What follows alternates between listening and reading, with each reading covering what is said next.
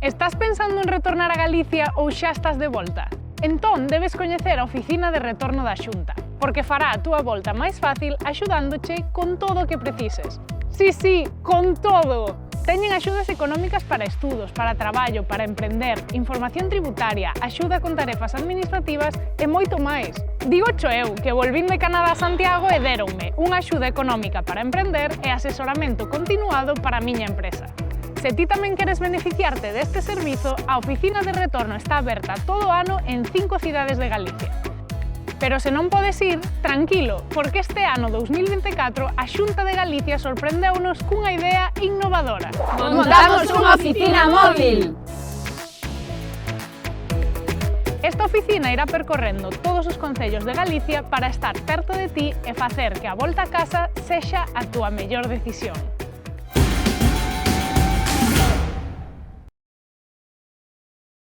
Hola, que tal? Boa tarde, como estades? Pois, como seguro que xa sabedes, todas e todos, hoxe é a nosa ultimísima sesión deste curso de Lingua e Cultura Galegas. Como sabedes, hoxe é efectivamente esa sesión 25. A verdade é que seguro que hai aquí moitos sentimentos agridoces por este fin deste curso que ao final levamos xa varios meses todos xuntos e todas xuntas, e nada, hoxe é a nosa última sesión. Pero, como todas as cousas sempre teñen a súa parte boa, podedes volver visionar ou volver pasar polos contidos deste curso a través da página web de Aula Galicia Aberta, onde tedes todos os materiais. Ese é o meu gato que, claro, como é o último día, tamén quere facer acto de presenza, porque foi unha parte tamén fundamental, non? Neste curso, sobre todo en algunhas sesións. Dicíamos que se chegastedes pois na metade do curso ou se quedastedes con ganas de volver pasar polos contidos do curso, polas clases e demais, sempre podedes acceder a estes contidos en liña na página web de Aula Galicia Aberta, en concreto no curso de Lingua e Cultura Galegas do ano 2024, onde teredes acceso para sempre, tanto as clases que foron gravadas todos os martes, estas 2 horas de clase que foron gravadas todos os martes, teredes acceso aos vídeos e tamén teredes acceso a eses materiais descargables cos que vos estiven todas as sesións rompendo a cabeza, dicíndovos o importante que era que pasarades por eles, por eses materiais descargables, para pois telos a man, para volver pasar polos coñecementos dos que falamos aquí nesta primeira hora, pero sobre todo para ter ese pois gardado, eses recursos lingüísticos esencialmente, pero tamén outros recursos en liña, dos que vos deixamos aí cada semana.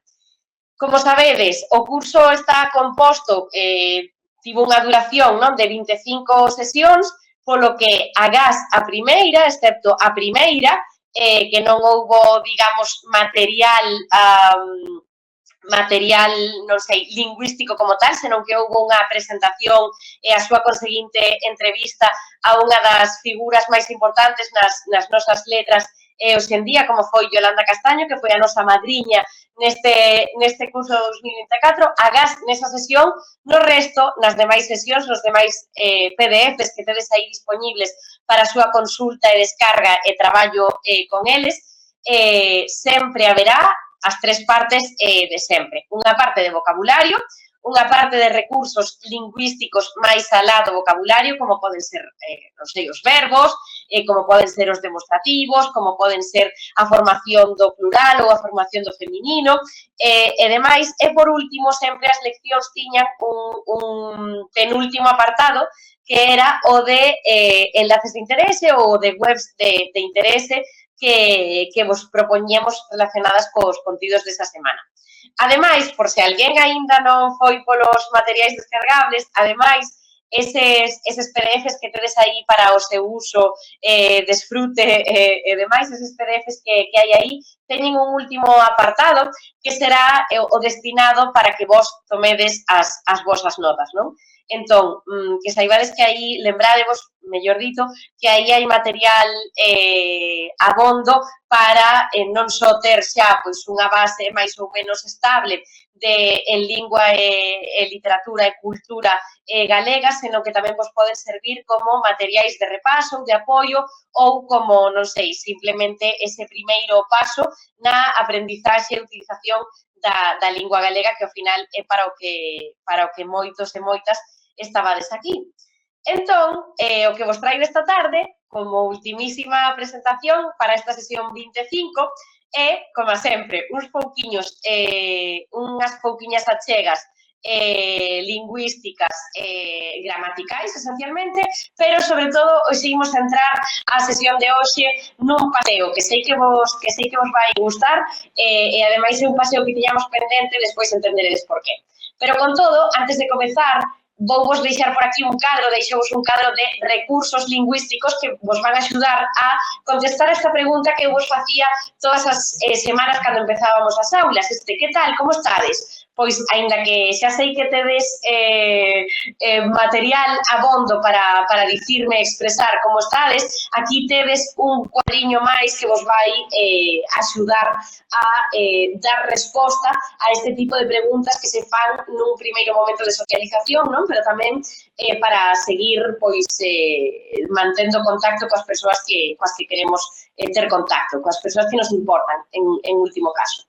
Por lo tanto, se alguén nos pregunta como estamos, podemos contestar de moitas formas, podemos contestar simplemente ben ou simplemente mal ou simplemente estamos, non? Pero tamén podemos utilizar outras fórmulas lingüísticas como as que vos traemos hoxe aquí neste recadro azul. Unha forma de contestar a como estamos pode ser esta construción primeira que está no lado esquerdo.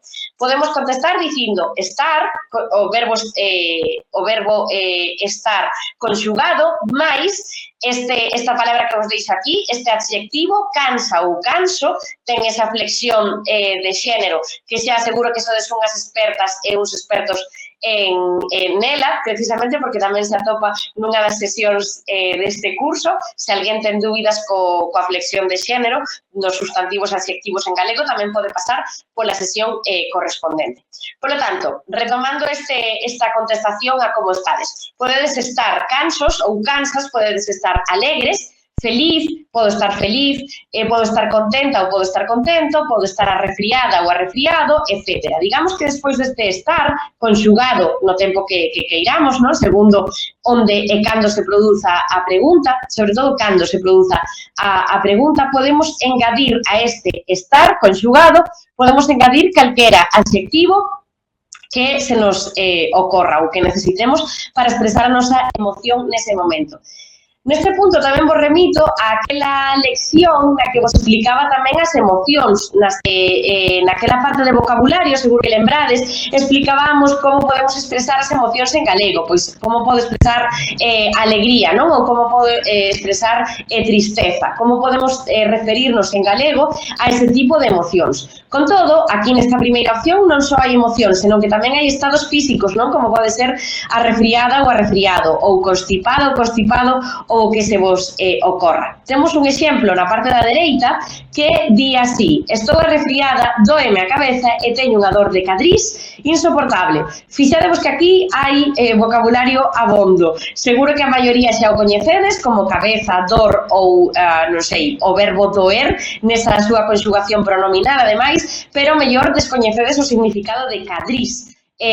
Trátase dunha palabra de vocabulario específico dunha parte do corpo que vos animo a que a busquedes directamente nos recursos lexicográficos, é dicir, nos dicionarios en liña que vos fomos deixando ao longo deste curso. Lembrade tamén, xa que falamos de recursos lexicográficos, de dicionarios en liña, de outros recursos cos que seguro que xa estades familiarizados e familiarizadas, lembrade que moitos destes recursos, destas ferramentas, tiñan opción de ser descargadas nos nosos dispositivos móviles. É dicir, que moitos dos dicionarios, das ferramentas lexicográficas, teñen xa creada unha aplicación, non? Que é de descarga que é de posible descarga nos teléfonos móviles. Así que podedes aproveitar para telo pois, aí á man para consultar este tipo de dúbidas como a do caso dos cadrís, que o mellor sabedes o que significa ou o mellor non. Tamén podedes aproveitar o chat, este último chat, ademais,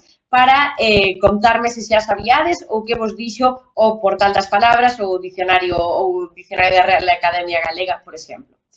Como podemos seguir contestando a esta pregunta de como estades? Pois se temos algunha doenza, se temos algunha incomodidade física, se nos doe algo, esencialmente, podemos contestar con este segundo exemplo de aquí, do lado esquerdo. Doer, verbo doer, conxugado do xeito que necesitemos ou que queiramos, máis pronome persoal átono, máis a parte do corpo que nos doa, a cabeza, as mans, os pés, non sei, as dedas dos pés, o que queirades.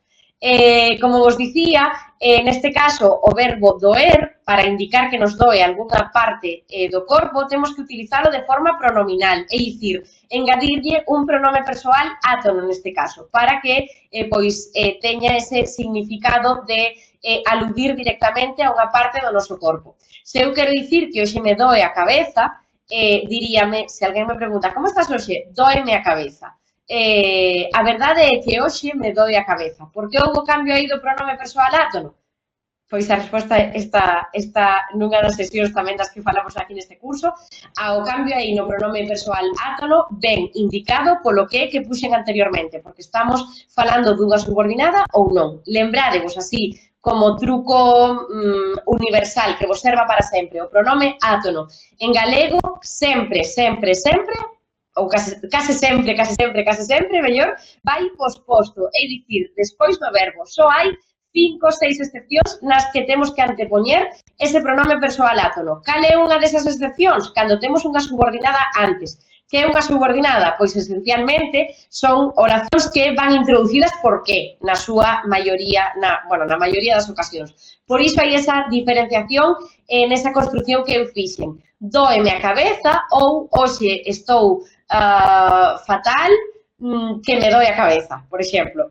Aí é como se explica ese salto, esa anteposición ou esa posposición do pronome persoal átono. Con todo, xa vedes que xe vai ser como unha recollida de contidos e de derivarvos a outras leccións do curso. Con todo, como vos dicía, estes coñecementos sobre o pronome persoal átono tratámoslos tamén nunha das sesións deste curso. Así que son tamén contidos que podedes atopar tanto nos vídeos como no material descargable que tedes a vosa disposición na página web da Aula Galicia Aberta. Outra forma de expresar dor, de expresar incomodidade, pois ter, verbo ter, conxugado do xeito que queirades, máis dor de, e aí introducimos a parte do corpo que nos doia. Cadrís, xeonllos, nocellos, mans, o que queirades. Teño dor de nocellos, por exemplo. E, por último, para expresar un estado de temperatura corporal, neste caso, podemos dicir co verbo ter, conxugado da forma que precisedes ou que queirades, ter frío ou ter calor, ou ter náuseas, ou ter mala cara ou mal aspecto. Deste xeito, como quedaría esta expresión? Pois, que tal estás hoxe? Pois a verdade é que teño frío, ou teño calor, ou teño moitas náuseas, ou teño, non sei, mal aspecto. Tamén serve para poñer, efectivamente, como seguro que xa estades pensando, tamén serve para poñer a persoa verbal noutro tempo. Pois como está Xoán hoxe? Ten mala cara, ou tiña mala cara, ou tiña mal aspecto. Por lo tanto, non debía estar moi ben esta persoa. Ben, como os dicía, aparte destas pequenos apuntamentos gramaticais de materia lingüística e demais, hoxe imos dar un paseo. Imos de paseo pola Galicia interior. Seguro que vos lembrades que hai unhas 6, 7 sesións, ou igual, ao mellor hai máis, fomos de paseo precisamente pola costa galega. E tamén vos remito a esa sesión porque creo que foi unha sesión moi visual, non? Con moitas diapositivas de paisaxes da costa galega que nos permitían pois coñecer ao mellor algúns lugares que eran descoñecidos para algunhas ou algúns de vós. E quedounos pendente precisamente ese paseo pola Galicia interior. Que saibades que cando falamos da Galicia interior referímonos, a estes 29.575 kilómetros cadrados. Lembrade que tamén sobre os números falamos nas sesións deste curso de Lingua e Cultura Galegas, o comezo de todo, digo, por se queredes buscalo, esta cifra leríase como fixen o comezo da diapositiva, 29.575 kilómetros cadrados neste caso. Así que, cando falamos de Galicia interior, falamos desta extensión e falamos en concreto deste mapa que tedes aquí, con estas sinalizacións marcadas máis no interior. Conste que aquí hai localizacións da costa, como poden ser Viveiro, Burela, Ortigueira ou Cariño ou Cedeira, pero vaya, confío en que xa vexades que todas as zonas de costa que están aí debuxadas no mapa non foron quitadas, vaya, pero cando falamos de interior referímonos, pois, por exemplo, ás Pontes de García Rodríguez, referímonos a Arzúa, a Melide, a Paras de Rei, a Monterroso, Vila de Cruces, Illeda, Estrada, Lalín, Ourense, Celanova, Allariz, Bande, creo que non me queda así, Monforte, de Lemos, Quiroga, Pobra de Tribes, O Barco e Pedrafita do Cebreiro. Eso pola parte de abaixo. Quedaríanos por arriba a Pontenova, Mondoñedo, Fonsagrada, San Antolín de Ibiás, leo fatal isto, o Piornedo e pouco máis, xa o que linda con esa outra área de León e de Asturias, xa, aínda que forma parte, como vos dicía na sesión anterior, dun territorio galego-falante, pois xa non forma parte do que ven sendo a nosa comunidade autónoma. Se alguén, pois non sei, ten algún tipo de dúbidas con este mapa ou non sei, se non se ve ben na diapositiva, sempre podedes consultar directamente tanto nos materiais descargables que tedes acceso a él, como directamente accedendo ao mapa de Galicia, pois dende as aplicacións que utilizades habitualmente nos teléfonos móviles para buscar direccións do día a día, non?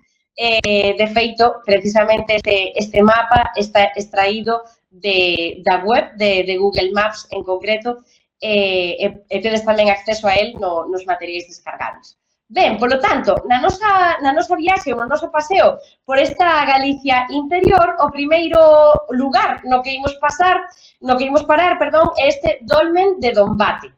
Fixadevos que este dolmen é este que tedes aquí nesta foto, vedes que está bastante ben protegido por esa estrutura de madeira, isto atópase, como seguro que imaginades, nun monte, non? Nunha zona boscosa, e, aínda que este é un dolmen que ten bastante civilización, digamos, construcións, digamos, preto, pois está moi ben protegido, porque, ao final, se non se fan este tipo de iniciativas de protección dos monumentos antigos, históricos e demais, o paso do tempo e o paso do ser humano e a súa aparente fragilidade tamén en moitos casos, pois fai que non aguanten pois o paso do tempo, non? E as inclemencias tamén climáticas e demais. Neste caso estamos en Cabana de Bergantiños e seguro que xa sabedes que este dolmen e todos os dolmens que temos ao longo da nosa comunidade autónoma eran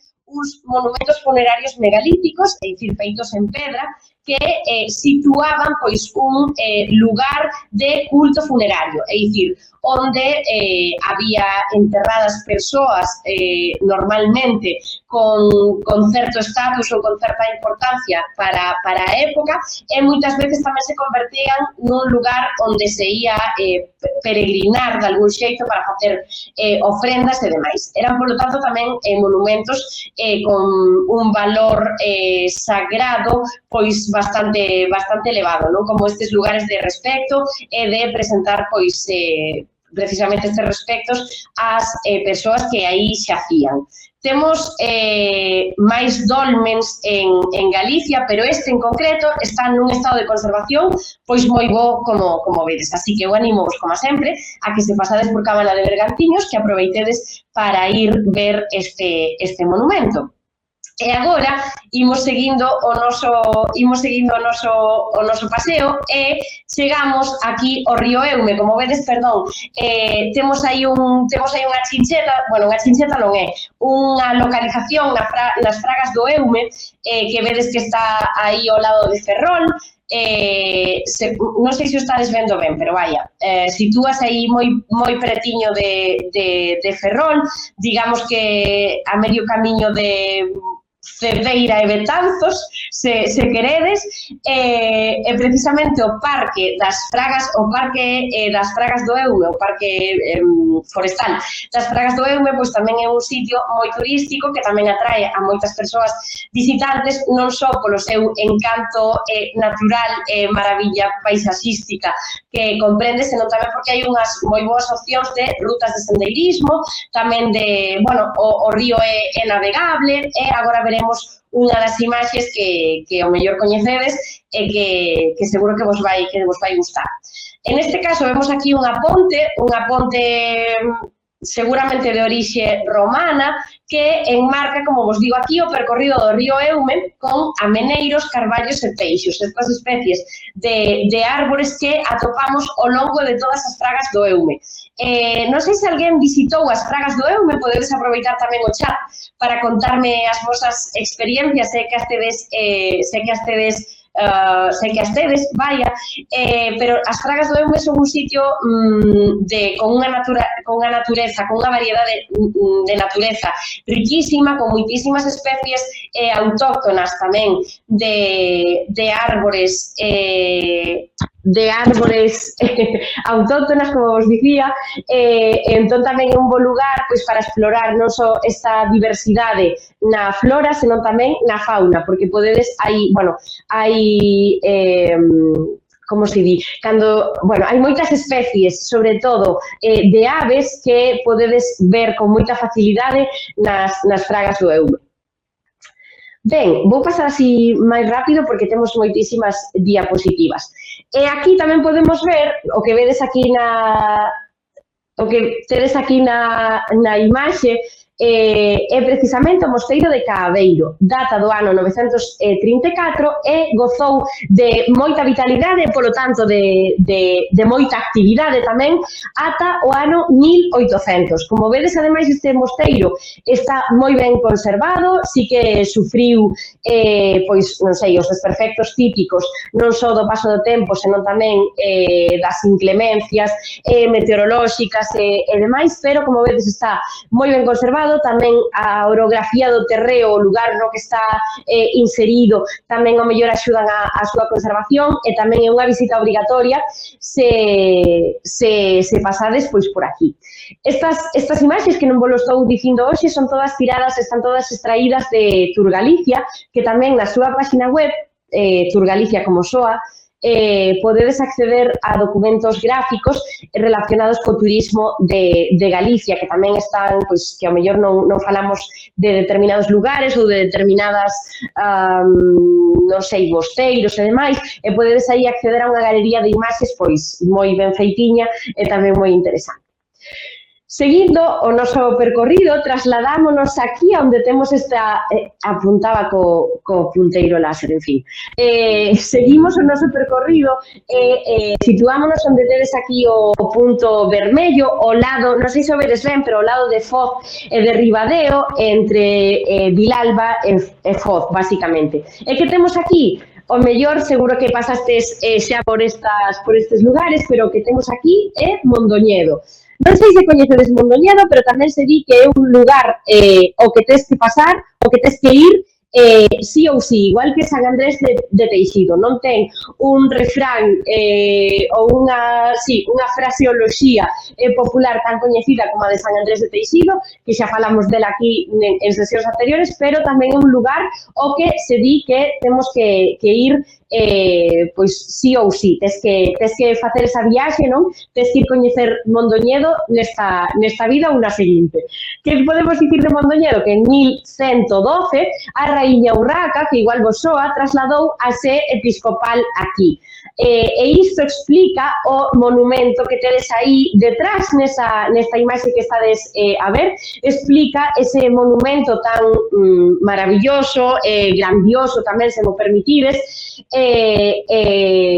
de por que se insire aquí? Pois porque no século XII, no 1112, trasladouse a sé episcopal precisamente ao lugar de Mondoñedo. E isto fixo que este lugar pois medrara, que evolucionara de determinada forma, non? Entón, pois podemos atopar construcións tamén derivadas desa sé episcopal e podemos atopar esencialmente un casco antigo, unha zona antigua maravillosa que vos recomendo moitísimo visitar porque ademais é un lugar pois moi bonito, non?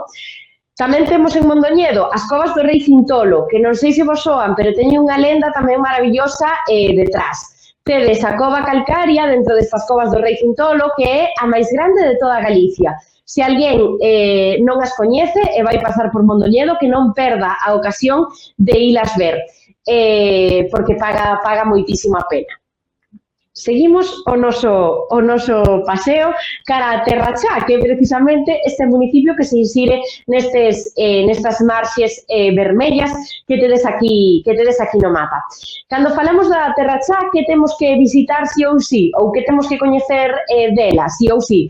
Pois, por exemplo, a Lagoa de Cospeito, que é un espazo natural protegido tamén maravilloso, onde podemos observar moitos tipos de especies, esencialmente de aves, e ademais é un lugar, é unha lagoa pois bastante grande, e polo tanto, sobre todo nas épocas de migración e demais, podemos ver unha infinidade de especies de aves que pois pasean pola lagoa para se alimentar, como lugar de paso, como lugar de cría e demais. Ademais, como acontece en todas as lagoas, en todos en todas as lagoas, esencialmente, os sons que se poden escoitar nos arredores son maravillosos. Hai como unha riqueza tamén nos sons da fauna que só se pode escoitar nestas zonas de auga estancada, non? De algún tipo, de algún xeito, perdón. E seguimos na Terrachá e tedes aquí o mellor o descoñecido Castro de Viladonga, que trata do século III, entre o século III e o V, perdón, despois de Cristo. Como vedes, este castro insírese aí nunha planicie do terreo que tedes aquí. Como vedes agora, pois xa hai pegada do ser humano en forma de centro de interpretación ou de casas cara a outro lado e demais. Como vedes, observado sobre todo as plantas deste castro. Como vedes, conserva a forma da muralla, era, como sempre, un castro amurallado, e ademais conserva a forma das plantas dos castros. Vedes que hai castros redondos e que tamén hai castros cadrados. Isto é o que lles permite ás persoas que saben destas cousas, é o que lles permite, a parte dos materiais atopados, do que se atopa nas expedicións arqueolóxicas e demais, é o que lles permite datar o castro dunhas datas ou doutras. Tamén, visita obrigatoria se pasades por aquí. E da Terrachá pasamos cara aos Ancares, que ao mellor sí que é unha das zonas máis coñecidas polas persoas que estades aquí ou non. Todas estas cousas que eu dou por supostas ou que vos pregunto, aproveitade para darme o voso feedback, as vosas respostas a través do chat, porque ao mellor pensamos que, non sei, que a zona dos Ancares é como unha zona moi coñecida e dicides, no, pois coñecemos máis a Terrachá ou non tiñamos nin idea. E así pois tamén é unha vía de dobre sentido, non? Que eu tamén me podo ir enterando das cousas das vosas inquedanzas e demais. Polo tanto, situándonos nos Ancares, na Serra dos Ancares, que podemos dicir? Pois que separa Galicia de León, como viades no mapa. Aquí que temos como especies a destacar as aciñeiras de Cruzul e, en concreto, un lugar que se chama o Souto de Agüeira. Vedes, ademais, que aquí nesta Serra dos Ancares, que tedes aquí a foto, vedes que se trata dun terreo montañoso prominente, bastante destacable, pero que aquí no baixo, no val da Serra dos Ancares, temos aí pois un pobo, unha pequena vila, non? Fixadevos que ao longo da Serra dos Ancares hai poboacións espalladas que se atopan, pois, como vos dicía, ao longo de toda a Serra dos Ancares. E isto tamén nos remite, estas construcións en concreto, remítennos a unha das sesións onde falamos das construcións típicas de Galicia e vos dicía, na Serra dos Ancares é moi típico este tipo de tellados, seguro que vos lembrades, os tellados de pizarra, que ademais eran de axuda pois para as inclemencias meteorolóxicas da zona, como poden ser as xeadas e a neve e demais. Pois xusto, esa Serra dos Ancares e esas construcións sitúanse exactamente aquí, nesa liña que separa Galicia de León, pero que non separa, xa que estamos, os territorios galegofalantes dos que vos falei na sesión anterior. Outro dos lugares que temos na zona dos Ancares, o Castelo de Doirás. Tedes aquí unha imaxe, vedes que se sitúa nun souto bastante elevado e trátase dunha fortificación bastante antiga, que data do século XVI e que ademais está en moi bo estado de conservación arquitectónica, porque o que é así un pouco está algo descoidado.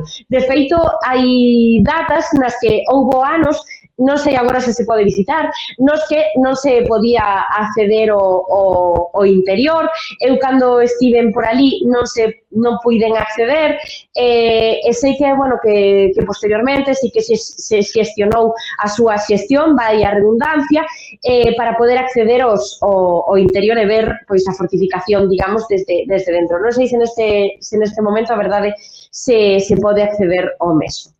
Tamén temos o pobo de Pedrafita do Cebreiro. De Pedrafita do Cebreiro xa falamos aquí, pero fixadevos nestas construcións en inverno. En Pedrafita do Cebreiro, pois sí, neva, e neva moito. É un dos puntos onde máis neva de toda a nosa comunidade autónoma. Digamos que ten ese clima pois máis extremo, non? E sobre todo, esencialmente no inverno, que hai moitas xeadas, moitas nevadas, atópase nunha altitude considerable e, polo tanto, é propenso, o sea, un lugar propicio para estas inclemencias meteorolóxicas das que tamén falamos nalgúna ocasión anterior. Seguimos a nosa viaxe e baixamos cara ao Courel, cara a Serra do Courel, en concreto tamén cara a Folgoso do Courel. Atópase nese punto vermello que vedes aí no mapa e tamén seguimos, como vos imaginaredes, na Galicia interior. Que pasa na Serra do Courel? Pois que temos unha reserva verde importantísima, Reserva Verde de Galicia. A Serra do Courel é unha das nosas reservas verdes pois máis importantes. Unha deses pulmóns tamén da comunidade autónoma. Digamos que sabedes que Galicia sempre se di que é moi verde e esta é unha desas reservas importantes para a nosa diversidade tamén de flora e fauna. Que destacamos? Pois non só a magnificencia da Serra do Courel, díxeno ben, non sei que estou facendo que non me pasa a diapositiva, sí, da Serra do Courel, senón que tamén destacamos a variedade nas especies, non só de flora, senón tamén a variedade na fauna.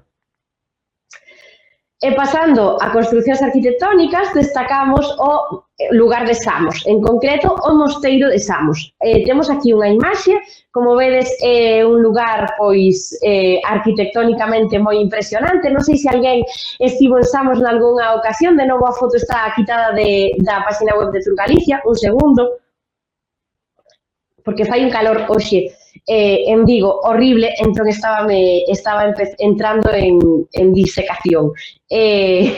Dicíamos que non sei se alguén coñece o Mosteiro de Samos, pero a verdade é que cando chegas a él pois por unha estrada, bastante estreita, sorprende bastante o grande que é, non? A construción e demais. A que responde esta construción? Pois trátase dun mosteiro medieval do século VI e é o claustro máis grande de toda España. Ademais, non só é un mosteiro medieval que está en funcionamento na actualidade, senón que tamén funciona como albergue. Unha parte do mosteiro funciona como albergue de peregrinos para o Camiño de Santiago. Para un dos camiños de Santiago dos que tamén falamos ao longo das sesións deste curso. Se alguén non coñecesamos, que aproveite tamén para ilo coñecer. E seguimos baixando cara a Pena Trevinca. Que pasa en Pena Trevinca? Isto temos que soar porque falamos desto no curso tamén. Pena Trevinca é o punto máis alto de Galicia, cun total de 2.127 metros de altitude. E en concreto tamén destacamos o lugar de Manzaneda, a Serra de Manzaneda, que tamén ten un punto dos máis altos de toda a comunidade autónoma, que conta con 1.800 metros de altitude. Digamos que eses son un é o punto máis alto, e o de Manzaneda non sei se o seguinte ou dos máis altos que atopamos. Por suposto, seguro que estades pensando, o lugar de Manzaneda, a Serra de Manzaneda, é un lugar onde podedes atopar neve, onde se pode tamén ir esquiar e demais, e o de Pena Trevinca pódese atopar moita neve, e o de esquiar creo que aí está máis complicado.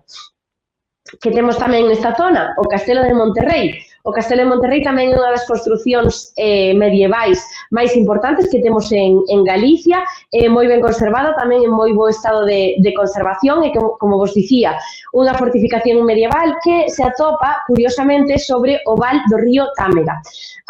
Como vedes, atópase, como sempre, como todas as construcións e fortificacións medievais, atópase nun alto, e precisamente polos arredores, por baixo, está o val do río Támega.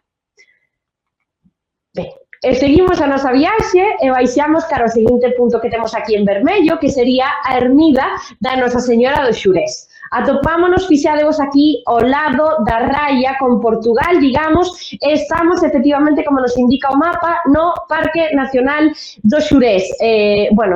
Na parte galega é o Parque dos Xurés, e na parte portuguesa, que compartimos ese monte, temos o Parque Nacional Peneda Xerés, que sería a parte portuguesa. A nosa é a Serra dos Xurés, que misturei portugués con galego. Que temos aquí? Unha imaxe da Serra dos Xurés, que, como vedes, ademais, está acompañada desa característica néboa que atopamos nesta parte, e tedes aí unha construción que se atopa precisamente unha capela, unha igrexa, mellor dito, que se atopa na Serra dos Xurés. Creo que esta igrexa data é feita de xeito tardío, seguro que antes había unha capela medieval, e despois co avance dos anos foise ampliando e reconstruindo demais, e creo que esta en concreto data do século XIX, creo. Xa vedes que é unha construción máis nova, aínda que na súa parte antiga non vos quero enganar, pero creo que databa do románico, non sei exactamente de que etapa en concreto. Por suposto, na Serra dos Xurés tamén un lugar maravilloso para visitar, tamén pola súa diversidade, non só en flora, senón tamén en fauna. Neste caso, aquí a néboa que temos nesta imaxe impídenos un pouco ver o que acontece arredor, pero as vistas dende este lugar tamén son maravillosas. Fixaderos que difire moito do que miramos na parte da costa galega, que sempre tiñamos como esas vistas cara ao mar, cara ao infinito. Cando falamos de Finisterra dicíamos que non se miraba a fin do mundo e demais. Neste caso vemos tamén esa magnitude, non? Esa lonxanía tan que non se lle ve o fin, pero non atopamos mar, senón que vemos verde, montañas en realidade. E nada, por iso tamén son sitios de moito interese tamén turístico para paisaxístico, non? Neste caso. Seguimos na Serra do Xurés e temos un río, temos o río Limia, que seguro que tamén vos soa, pois porque dá nome ou ocupa parte de algúns outros topónimos como Xinzo de Limia, que seguro que coñecedes ou que paseastes por el. Aquí tedes nesta Serra do Xurés unha imaxe que recolle ese paso do río Limia por aí non, por atrás desta imaxe, a dereita cara atrás, non sei se o apreciadas ben dende a casa, e de novo as imaxes están quitadas de Tour Galicia, polo tanto podedes consultalas tamén aí, porque igual que extraemos esta, había outras que ao mellor vos poden gustar máis ou ser máis ilustrativas para cada quen. Ben, e temos aquí o Aquis Querquenis, que é un campamento que tamén se insire nesta zona e que data do século I despois de Cristo. Vedes que neste caso temos moi ben conservadas todo o que as edificacións, non? O que serían os cimentos deste castro, e vedes que se atopa nun lugar privilexiado, ao lado deste río, do paso deste río, nunha planicie total e absoluta, e aquí vedes que as construcións son cadradas. Conservase ademais moi ben, tedes aí tamén no medio un pozo que data tamén deste século I despois de Cristo, e ao ser un castro do interior, non? Atoparse lonxe do mar, esencialmente, e non sei, gozar de boa protección dun estado de cuidado moi alto, pois podemos conservar a edificación prácticamente por completo. Digamos que temos as pedras moi visibles, con bastante altura. É un dos campamentos, perdón, que dixen Castro antes, é un dos campamentos mellor conservados de toda a Península Ibérica. Así que tamén, se pasades por aquí, non perdades a oportunidade de facer unha visita. E seguimos, e chegamos ao lugar de Allariz. Allariz é un sitio fermosísimo que non sei se coñecedes, pero invito vos tamén a que pasedes por el. E temos aquí un pequeno dato etimolóxico e tamén da orixe romana do lugar, que dice non, que ten unha orixe, como vos dicía cando falamos das cidades, que tiñan orixes míticas ou que tiñan orixes nos heroes ou heroínas da época na que foron fundados. Pois aquí dice que Allariz foi fundado por Aliarico. E de aí tamén, de todas estas crenzas en base á fundación dos lugares, das vilas, das cidades e demais, pois vaise evolucionando os topónimos. E por iso temos Allariz. Allariz é un lugar, é unha vila pequeniña, pero con moito encanto, onde tedes moitas opcións de turismo, a verdade, nela, e ademais, tedes aquí este val do río con eses xardíns, que é a foto que seleccionamos, así como máis representativa, pero que saibades que como lle pasa o río polo medio, polo medio, tedes moitas zonas abeiradas o río, que son tamén preciosas para pasear, para estar e demais. Un sitio que tamén vos recomendo moito que visitedes cando pasedes por aquí. E seguimos cara ao sur, chegamos ao Monte Aloia. Vedes que estamos aí máis cara abaixo do Porriño, lindando tamén coa raia portuguesa, pretísimo ao lado de Tui, e moi preto de Vilanova da Cerveira, que tedes aí como primeira cidade portuguesa que linda co que sería a cidade o lugar, de Tui, a cidade de Tui.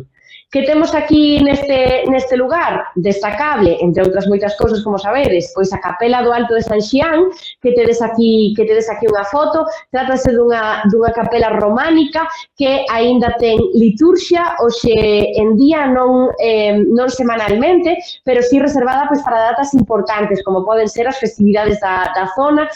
Atópase ademais nunha carballeira moi bonita, e tamén é un lugar que non podedes perder de visitar se pasades por aquí. Que temos tamén, seguindo por esta zona, pois xa máis cara arriba, temos o Castelo de Soutomaior, que se atopa pois, precisamente en Soutomaior, ao lado de Arcade, xa na provincia de Pontevedra. Perdón, na provincia de Pontevedra xa estábamos, pero xa pegadiño á cidade de Pontevedra, así mellor.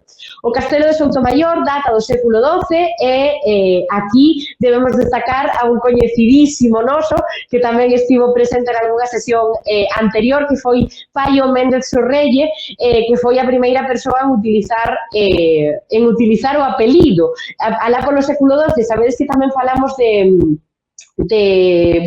das utilizacións dos nomes e dos apelidos, das etimoloxías, mellor dito, dos nomes e dos apelidos galegos, e no século XII, pois, este Paio Méndez Sorrelle foi o primeiro en utilizar os apelidos como tal, como nós os coñecemos hoxe en día. Este Paio Méndez Sorrelle saiu así de refilón nalgunha das sesións que xa tivemos aquí sobre historia, precisamente creo que tamén se falou brevemente do Castelo de Soutomaior.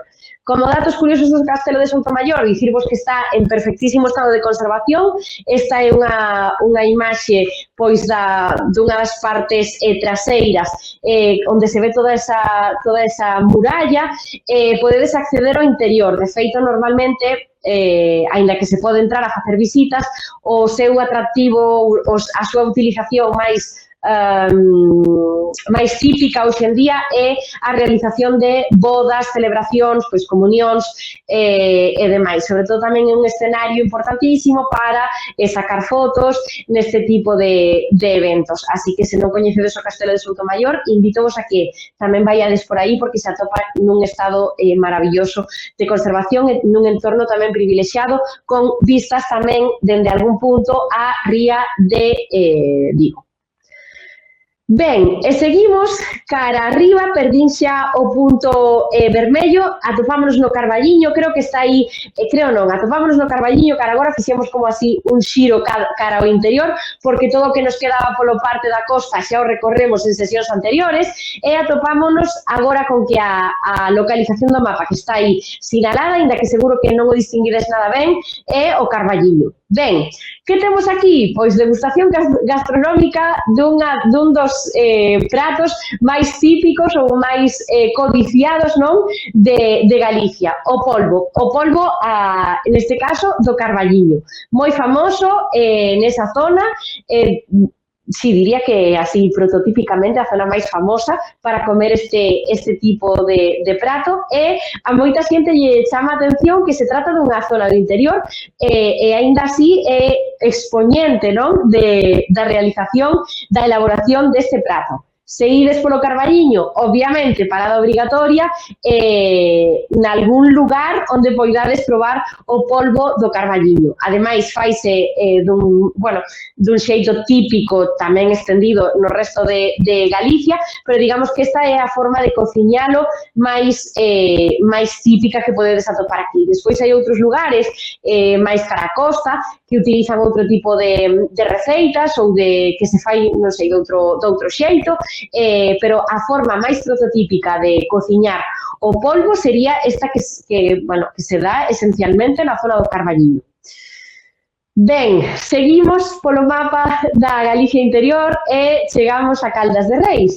Caldas de Reis, que é un municipio que creo que tamén saiu aquí nalgún momento por algún comentario de algún auga de algún de vos que tiña ascendentes precisamente nesa zona. Neste caso, diremos que debemos destacar a presenza de Afonso VII na zona. Caldas de Reis, ademais, vedes que ten un nome que remite a augas quentes, Caldas de Reis, Caldas dos Reis, que podería ser tamén precisamente pola presenza do rei Afonso VII e doutras personaxes, ia dicir majestuosas, pero non é a palabra que estou buscando, doutras personaxes relacionadas coa coroa que pasaban aquí temporadas precisamente pois polas beneficios que se lle atribuían ás súas augas propias desta zona. esquecíaseme dicirvos. Por suposto, como vos dicía, que xa o seu topónimo nos indica que é unha cidade pois termal, non? É un destino termal, cunhas augas pois moi ricas en determinados minerais que axudan a doenzas, pois como poden ser da pel ou reumáticas ou de calquera outro estilo. Como sabedes, esta Caldas de Reis é un destino termal, igual que temos outros moitos destinos termais que veremos na segunda parte desta sesión de hoxe. Con todo, que saibades, se alguén quere ir abrindo boca, esta página dos destinos termais da Galicia en xeral, porque aquí non están distribuídos entre interior e exterior, tedela tamén pendurada nos materiais descargables, así que podedes acceder tamén a esta información dende o PDF que tedes da sesión 25, desta sesión de hoxe.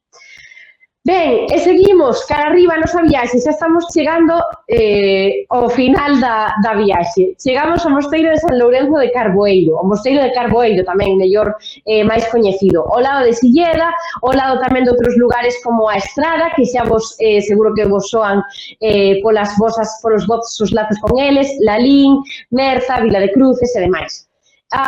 Que podemos dicir do Mosteiro de Carboeiro? Que se trata dun mosteiro pertencente á Orde Benedictina, polo tanto, data do século X e está tamén nun excelente estado de conservación, sobre todo a súa parte interior. Digamos que o exterior, pois, non sei, sufriu máis as inclemencias meteorolóxicas do ser humano tamén, ademais atópase como nun lugar moi escondido, pero o interior é maravilloso.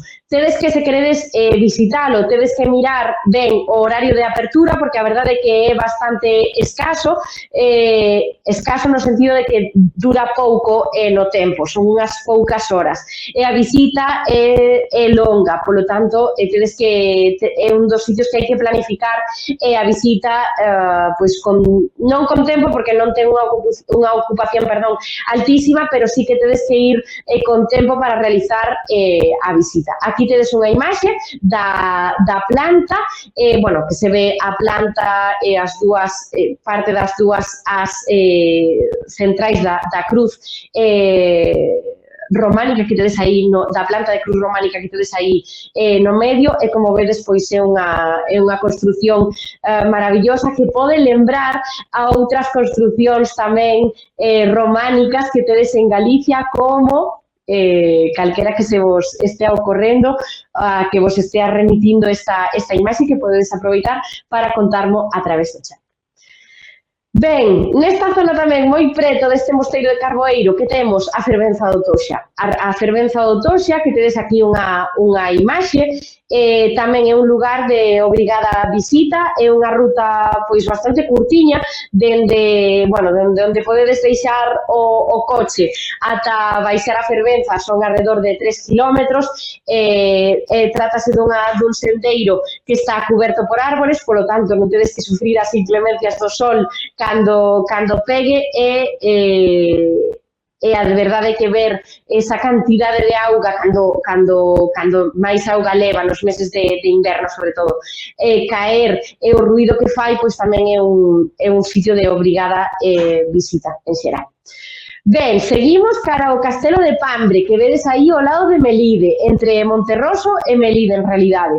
Que temos aquí? Pois fixádevos, pasei para onde non era. Fixádevos, tedes precisamente unha imaxe deste castelo. Neste caso, creo que non se pode visitar, estaban en obras de, en labores, estaban facendo labores de restauración e demais, o que tedes aquí é unha imaxe dende o exterior, pero dun lado, como vedes, está en moi bo estado tamén de conservación. O que acontece sempre con estas cousas é que quen teña a competencia para levalo ou para ocuparse dos labores e demais, ao final sempre hai como moitos problemas neste tipo de xestións e ao final pois hai épocas ou hai anos ou hai épocas enteiras nas que non se pode acceder ás visitas. Neste caso creo que segue sen poder accederse ao interior, pero podedes ver a obra tamén por fora que é, pois, como vedes, maravillosa e tamén ten unhas características estupendas e está, como vos digo, en moi bo estado de conservación.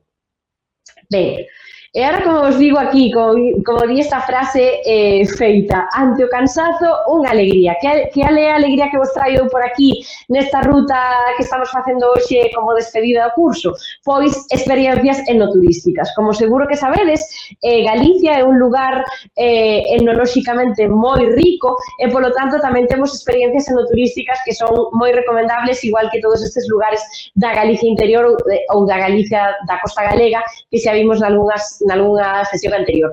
Con todo, as experiencias enoturísticas deixámolas para a segunda parte, porque agora temos que acabar este paseo para dar paso á seguinte hora. Pasamos agora, polo tanto, a un dos lugares que nos faltaba, que era a Ribeira Sacra, que se sitúa precisamente nese punto do mapa que tedes aí, case, bueno, ia dicir no medio, pero non exactamente. Vedes que detrás dese letreiro da Ribeira Sacra temos Monforte de Lemos, bueno, leo eu, pero ao mellor vos non o vedes, e recomendamos a visita ao Monte Faro, que esta imaxe, a verdade, é que é maravillosa. Neste caso, a fonte non é Tour Galicia, senón Turismo de Chantada, tamén nos deixou esta imaxe tan genial, e o Monte Faro é un dos puntos máis altos, precisamente, deste lugar.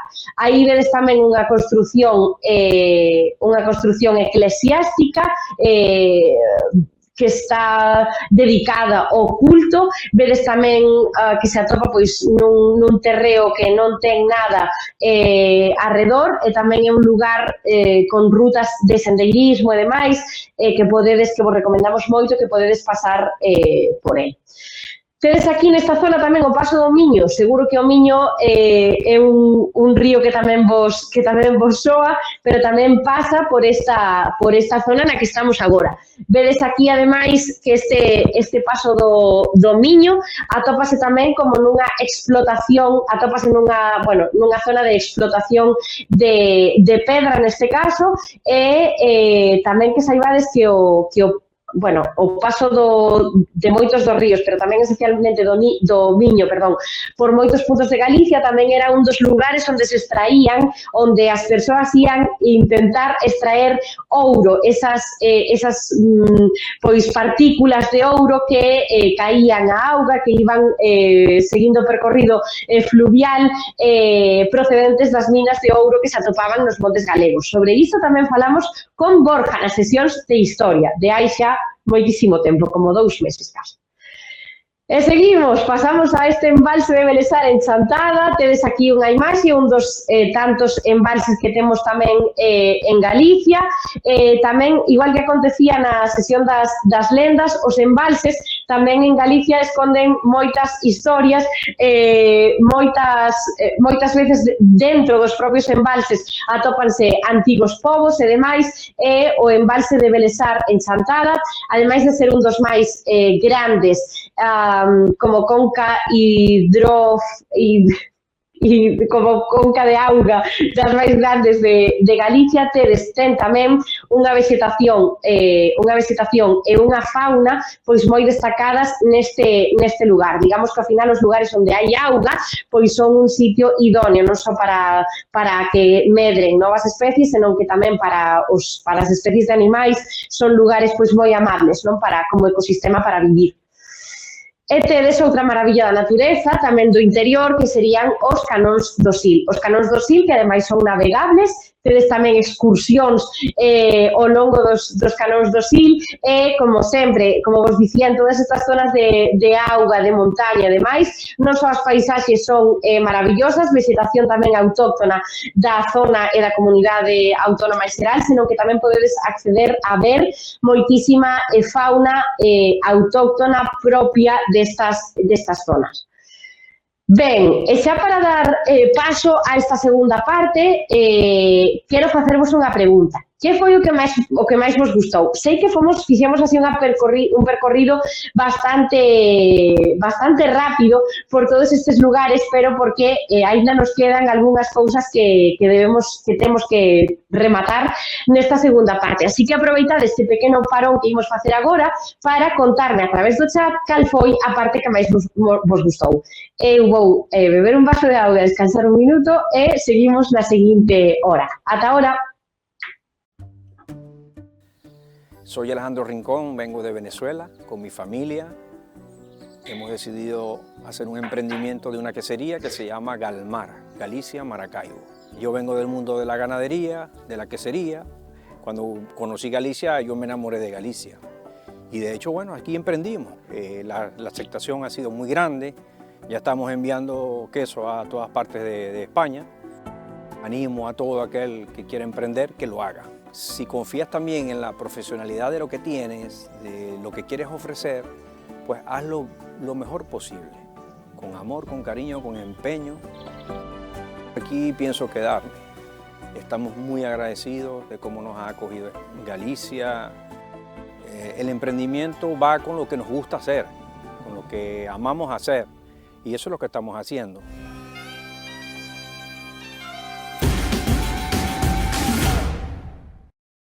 Hola, de novo, que tal? A verdade é que non tiven tempo de mirar o chat, pero vaya, case que xa pensei eu que primeiro vamos a acabar con esta parte de lingua que nos faltaba e despois damos paso aos vosos comentarios. Así tedes máis tempo para seguir escribindo, que seguro que estades aí concentradísimos e concentradísimos facendo as vosas creacións textuais. Ben, cerrábamos a primeira sesión preguntándovos que era o que máis vos gustaba deste percorrido, porque xusto precisamente imos cambiar de tema, non? Podemos dicir que neste curso repasamos e pasamos por todo o modo indicativo, todos os tempos do modo indicativo, tedes tanto nas sesións en vídeo como nos materiais descargables, tedes toda a información relacionada con como se conxugan os tempos do modo indicativo en galego nas tres conxugacións, tedes aí toda a información e tamén pasamos polo presente de subxuntivo. Precisamente este foi un dos contidos que demos últimamente, o do presente de subxuntivo, e tamén demos algúns outros tempos verbais como o imperativo, que tamén está disponible nas sesións tanto en vídeo como nos materiais descargables. Por lo tanto, unha vez feito este pequeno percorrido polos tempos verbais dos que falamos aquí nestas sesións, direivos que hoxe traio-vos un último tempo verbal que sería, primeiro vou pasar a este tempo verbal, o futuro de subxuntivo. O futuro de subxuntivo, igual que acontecía co presente de subxuntivo, do que xa falamos aquí en sesións anteriores, é un tempo moi faciliño de conxugar. Non ten dificultades como podían ter algúns dos do indicativo que vos podían ser, ou que vos podían, resultar máis liosos. Penso que o futuro de subxuntivo é un tempo que vos vai ser moi fácil de conxugar e, como sempre, como ven sendo xa habitual, o xeito de ensinarvos as súas desinenzas é a de sempre. Primeira conxugación, segunda e terceira conxugación. Neste caso, para a primeira conxugación, collemos o verbo andar. Collemos a raíz do verbo, que sería ese and, e engadimos as desinencias pertinentes para o futuro de subxuntivo. Cales serían neste caso?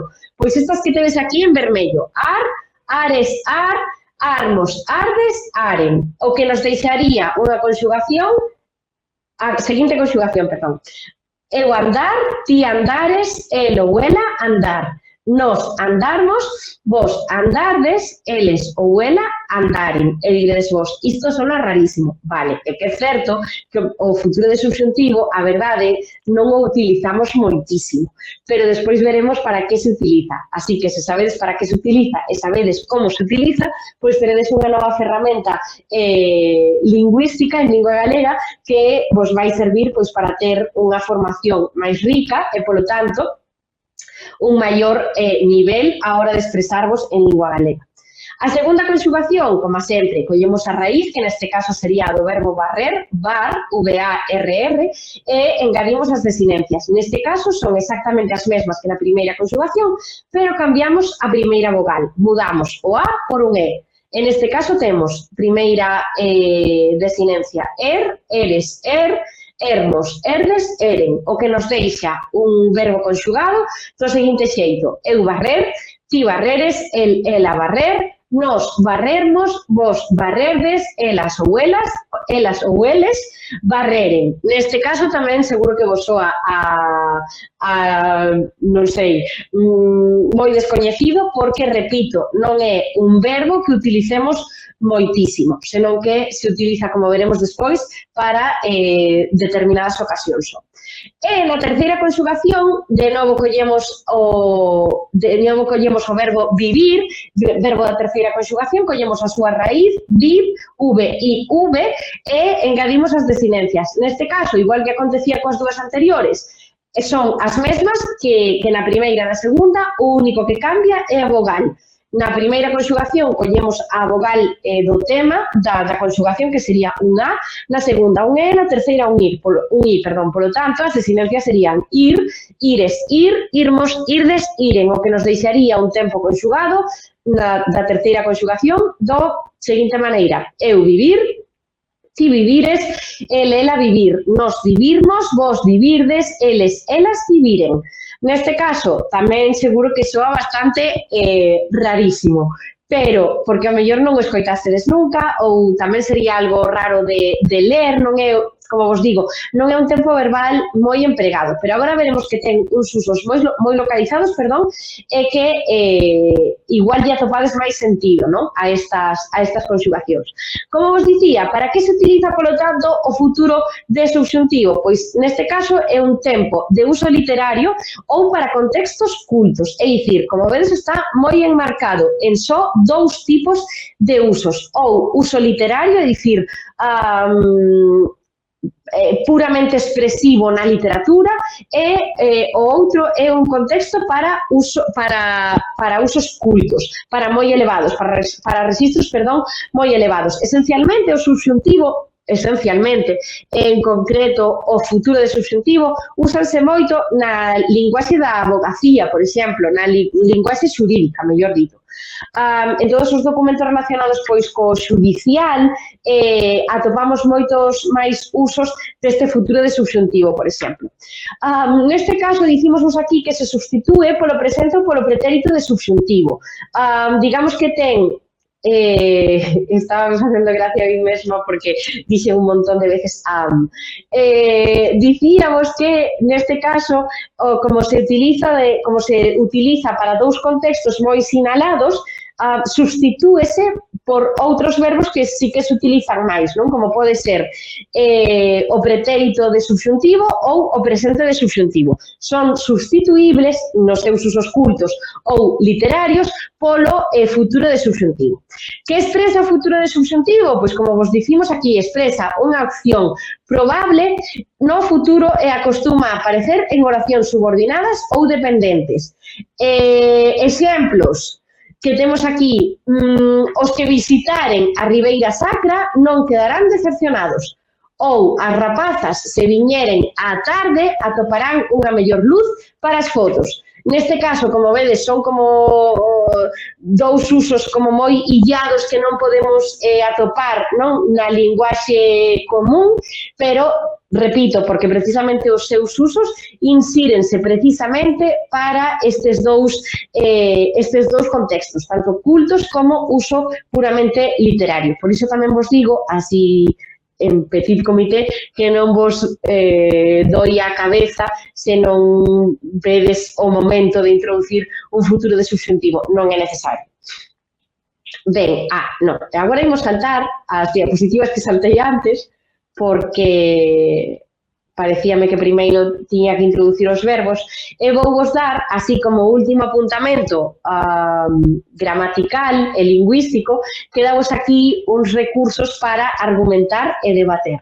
Neste caso, tedes aquí o cadro, como sempre, e temos recursos pois, para opinar, para exemplificar, temos recursos para darlle a razón a alguén, para quitarlle a razón a alguén, para cuestionar a outra persoa, para argumentar ou para contraargumentar. Exemplos, pois para opinar, temos as opcións de eu penso ou eu creo que esta cousa, temos para exemplificar o que quero dicir. Creo que por este cadro xa pasamos, pero queda aquí como recurso no que temos que prestar atención. Para darlle a razón a alguén estou de acordo en que o que sexa, para quitarlle a razón a alguén non estou de acordo no que sexa, para cuestionar a outra persoa, estás segura desto ou estás seguro desto? Estás seguro de que a Ribeira Sacra é o mellor lugar para facer unha ruta de sendeirismo, por exemplo? Para argumentar, tedes aquí as opcións desde o meu punto de vista ou segundo o meu parecer, e para contraargumentar, que igual é o que máis podemos utilizar de todo este cadro, temos aínda así, ou con todo, ou no entanto.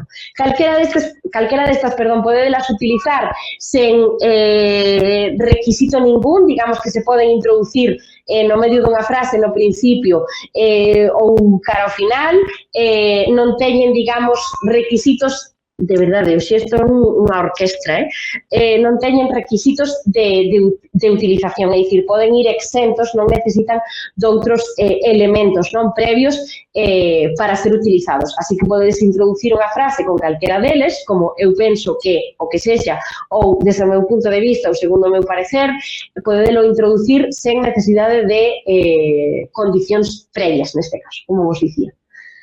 Ben, como sempre, estou bailando nas diapositivas, maravilloso.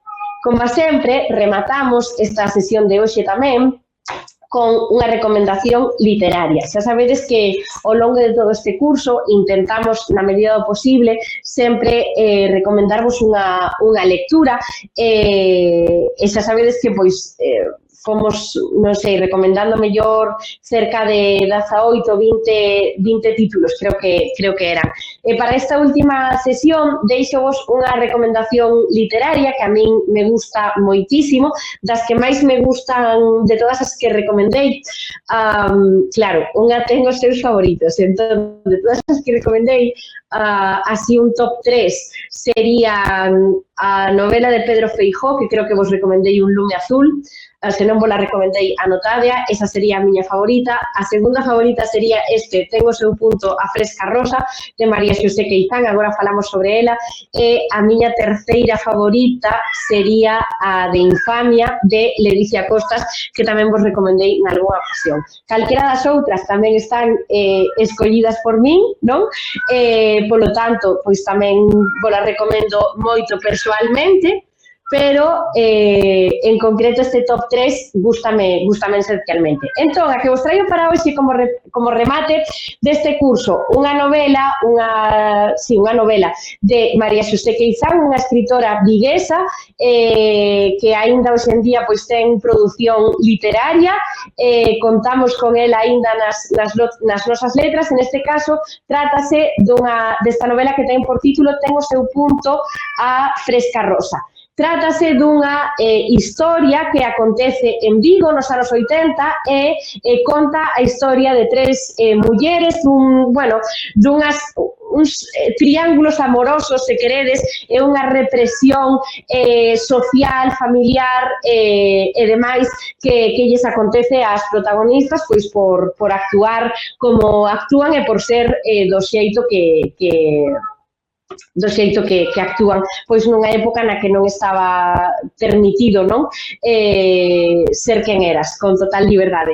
Tamén con un tema moi de actualidade, aínda hoxe en día, isto é tremendo hoxe, temos un gato que quere sair no directo, pero vamos, do tempo.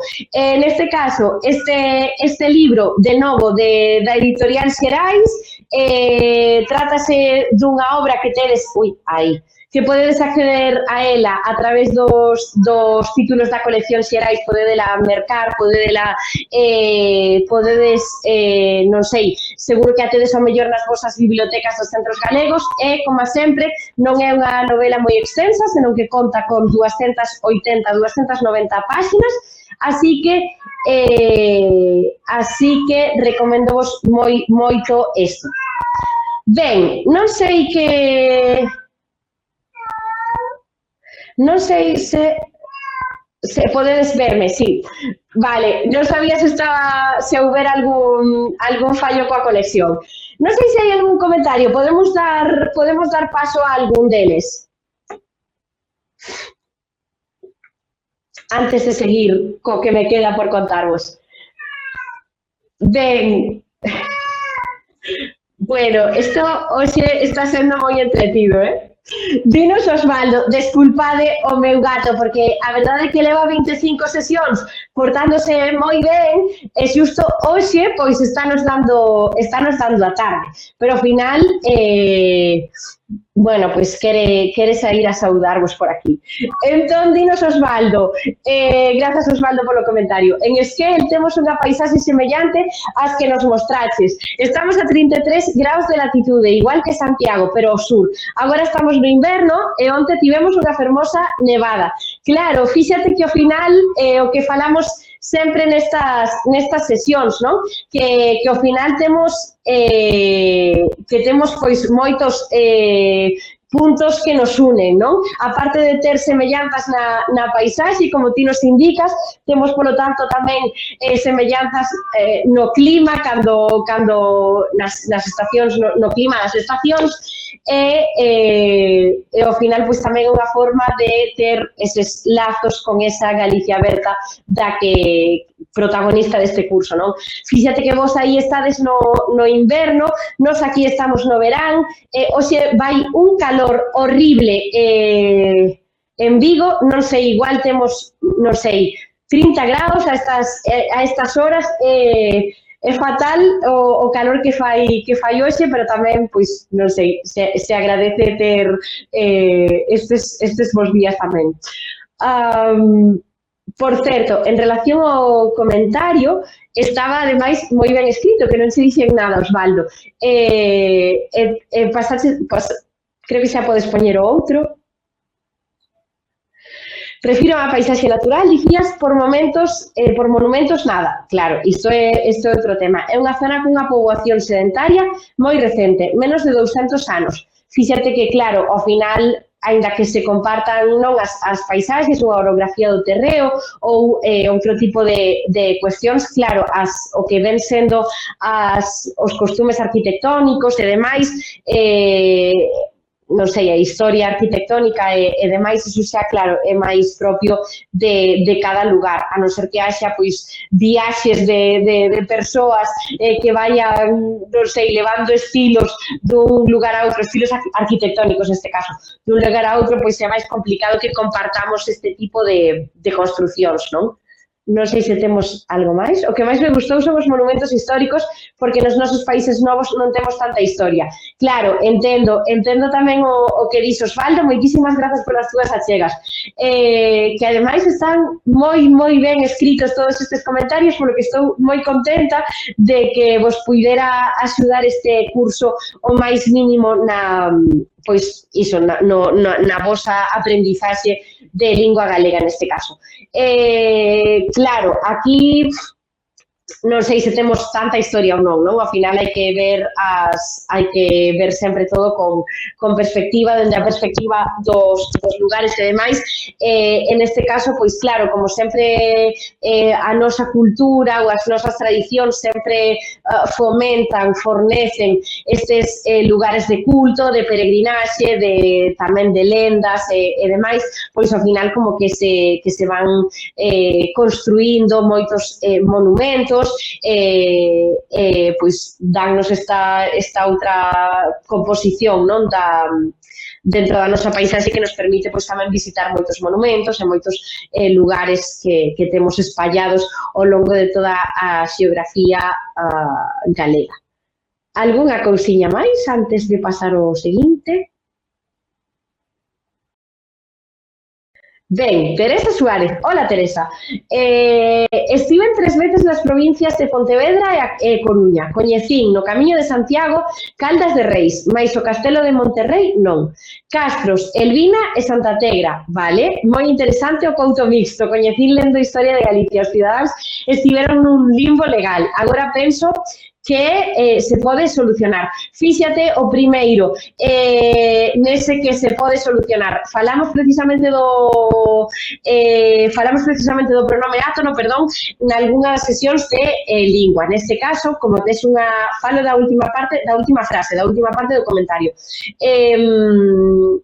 Agora penso que se pode solucionar. Como tes unha subordinada, como vos indicaba antes, unha subordinada introducida por que, neste caso, o pronome átono ese anteponse o verbo. Polo tanto, esa oración quedaría do seguinte xeito. Agora, penso que se pode solucionar. En condicións normais, iría como ti o utilizaches, Teresa, pero neste caso,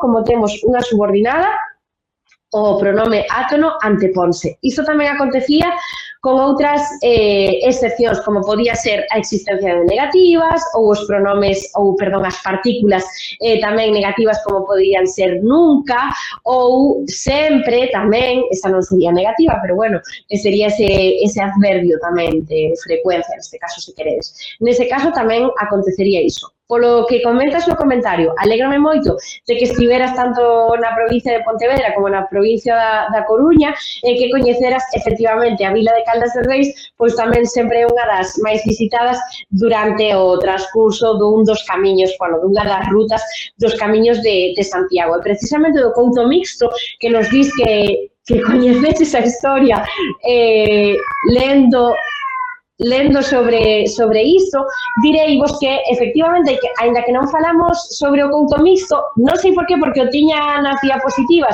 e tiña o presente de falarvos sobre isto, que saibades que o Couto Mixto foi un microestado sen litoral que se atopaba na fronteira entre España e Portugal e que foi independente durante un tempo de ambos os dous reinos. É dicir, como nos di Teresa, non correspondía, non obedecía, digamos, nin o reino de Portugal, nin obedecía tampouco, nin pertencía, mellor dito, ao reino de España. Neste caso, quen formaba parte do Couto Mixto? Se non me equivoco, Santiago de Rubiás, que sería hoxe en día Calvos de Randín, e Meaus, que sería un lugar do municipio de Baltar. Creo que hai algún pobo máis, pero todos se insiren nesta serra de Larouco, que se atopa ao lado do río Salas, en Ourense. Seguro que me queda algún lugar máis que pertencía a este Couto Mixto, pero que saibades que tamén ten unha historia apaixoante, este limbo legal onde, bueno, o que se adheriron moitos destes povos que vos dixen, e que efectivamente pois non eran unha localidade independente, non? Que non pertencían nin a un reino nin ao outro, non obedecían, polo tanto, as normas nin dun lugar nin doutro, senón que se autoxestionaban de algún xeito e eran un lugar independente, como vos dicía. Algún comentario máis? Sí. Se podo viaxar a Galicia, vou visitar a Ribeira Sacra e os sitios que ti mostraches de Ourense e Lugo. Pois alégrome moitísimo, Teresa, porque precisamente esta sesión estaba pensada, igual que a da Costa Galega, estaba pensada para vos, aparte de para darvos a coñecer estes lugares do interior e da costa, tamén estaba pensado pois para axudarvos a hora de indicarvos como eses lugares que tedes que coñecer sí ou sí, non? Que son como de visita obrigatoria, ou que a nos parecen que poden ser moi interesantes de visitar. Por suposto, cada quen fai as planificacións das súas viaxes e visitas como quere, como pode, e, por suposto, ao final, estas son recomendacións xenéricas, no sentido de que son pois os lugares que máis representativos ou máis coñecidos ou con máis cantidade de visitas e demais, pero hai moitísimos outros que non saíron aquí pois por falta de tempo ou polo que sexa, que son igual de interesantes e que, por lo tanto, recomendamos que visitedes, se pudera ser, toda a comunidade autónoma e todos os municipios da costa do interior, pero, como sabemos que non pode ser, pois aquí vos van os highlights, digamos.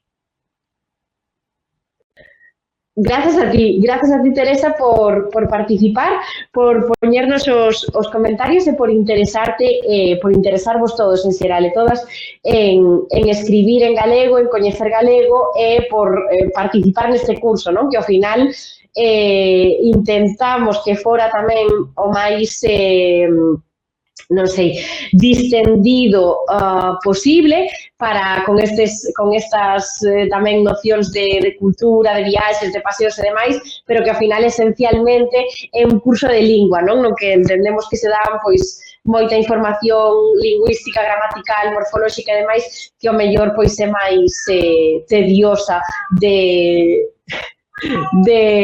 adquirir por vos, así que grazas.